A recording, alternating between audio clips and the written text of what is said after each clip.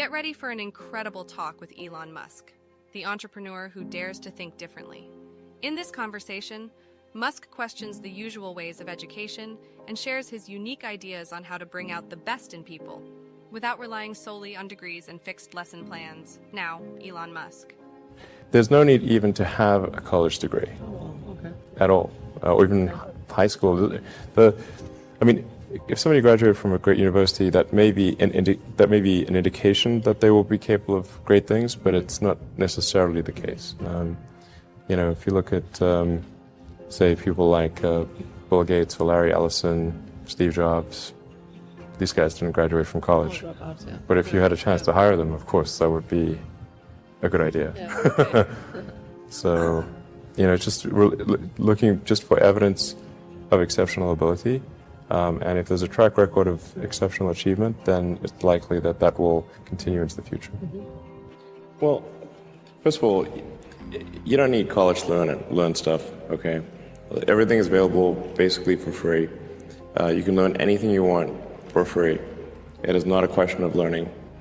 There is a value that colleges have, which is like, seeing whether can somebody work hard at something, including a bunch of sort of annoying homework assignments, and still do their homework assignments and kind of soldier through and get it done. That's like the main value of college. And then also, if you probably want to hang around with a bunch of people your own age for a while instead of going right into the workforce. So I think colleges are basically for fun and to prove you can do your chores, but they're not for learning. I want to make sure Tesla recruiting does not have anything that says requires university, because that's absurd. But there is a requirement of evidence of exceptional ability. Like, you just can't, if you're trying to do something exceptional, they must have evidence of exceptional ability. I don't consider going to college evidence of exceptional ability. In fact, ideally you dropped out and did something. Obviously, look at Gates is a pretty smart guy, he dropped out. Jobs, pretty smart, he dropped out. Larry Ellison, smart guy, he dropped out. Obviously not needed. Did Shakespeare even go to college? Probably not. Sure. So how would you educate your 5 boys? Actually, I created a little school. Yeah. What kind of school? Could you describe to us? Sure. It's small. It's only got 14 kids now, and it'll have 20 kids in September. It's called Ad Astra, which means to the stars. That's maybe a bit different from most other schools, is that there aren't any grades. There's no not grade 1, grade 2, grade 3 type of thing. And making all the children go in the same grade at the same time, like an assembly line. Because some people love English or languages, some people love math, some people love music, and different abilities at different times. It makes more sense to cater the education to match their aptitudes and abilities. Mm-hmm. So I think that's one principle. Another is that it's important to teach problem solving, or teach to the problem, not to the tools. So this would be like, let's say you're trying to teach people about how engines work, or you could start by a more traditional approach would be to say, well, we're going to teach you all about screwdrivers and wrenches, and you're going to have a course on screwdrivers, a course on wrenches, and all these things. And this is a very difficult way to do it. A much better way would be like, here's the engine. Now let's take it apart. How are we going to take it apart? You need a screwdriver. That's what the screwdriver is for. You need a wrench. That's what the wrench is for. And then a very important thing happens, which is that the relevance of the tools becomes apparent. So all your 5 boys are in that school? Yes. Until when? This is from I don't know. preschool So far to... it's only 1-year-old. They like it. They like it? Yeah. And you want to keep them away from regular schools?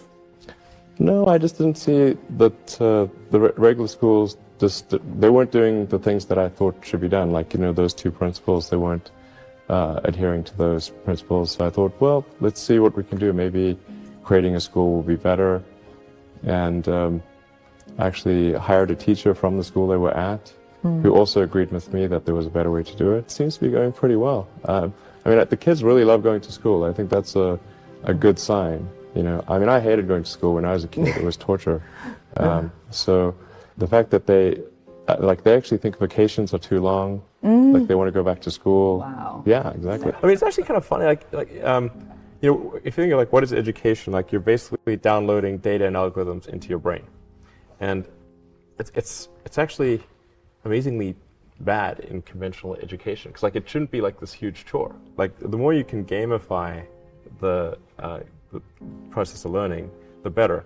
Like for my kids, I do not have to encourage them to play video games. Yeah. Okay, Yeah. I have to like pry them from their hands, like Yeah. crack. And I think, unfortunately, like a lot of education is very vaudevillian. You've got someone standing up there kind of lecturing at people, and they've done the same lecture 20 years in a row, and they're not very excited about it. And that lack of enthusiasm, is conveyed to the students. That they're not very excited about it. They don't know why they're there. Like, why are we learning this stuff? We don't even know why. In fact, I think a lot of things people learn, probably there's no point in learning them. Because they never use them in the future. Well, you have to say, like, people, I think, don't stand back and say, well, why are we teaching people these things? And we should tell them probably why we're teaching these things. Because a lot of kids just in school kind of puzzled as to why they're there. And I think if you can explain the why of things, then that makes a huge difference to people's motivation. Yeah. Then they understand purpose. So I think that's pretty important, and just make it entertaining. But I think just in general, like conventional education should be massively overhauled, and I'm sure you very much agree with that.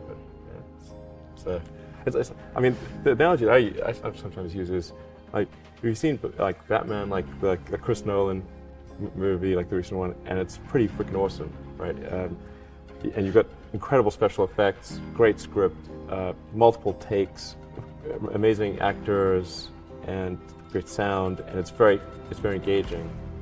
But if you were to instead say, okay, even if you had the same script, so at least it's the same script, and you said, okay, now that script, instead of having movies, we're going to have that script performed by the local town troupe.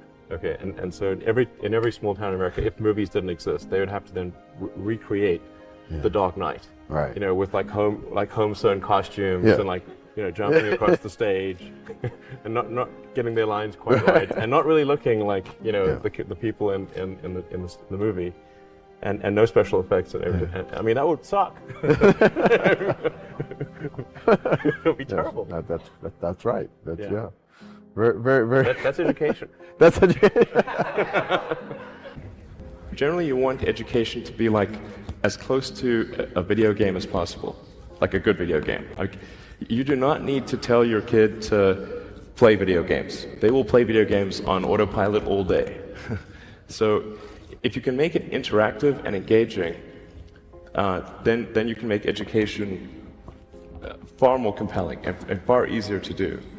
So you really want to disconnect the whole grade level thing from the subjects. Allow people to progress at the fastest pace that they can or are interested in each subject. It seems like a really obvious thing.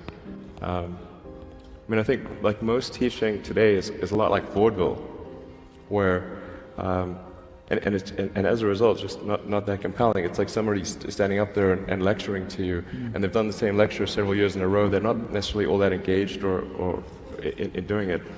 A university education is often unnecessary. That's not to say it's unnecessary for all people, but I think you probably learn about as much, or the vast majority of what you're going to learn there in the first 2 years, and most of it is from your classmates. Now, for a lot of companies, they do want to see the completion of the degree, because they're looking for someone who's going to persevere and see it through to the end, and that's actually what's important to them. So it really depends on what somebody's goal is. If the goal is to start a company, I would say no point in finishing college.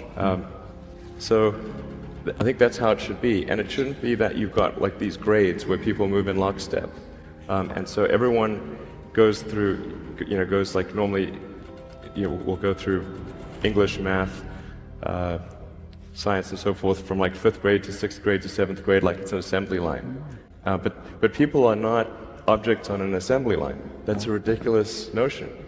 There are definitely some good schools out there, but I think some of the mistakes, at least in my opinion, that I see being made in education is that the teachers do not explain why kids are being taught a subject. Just sort of get dumped into math and like, well, why are you learning math?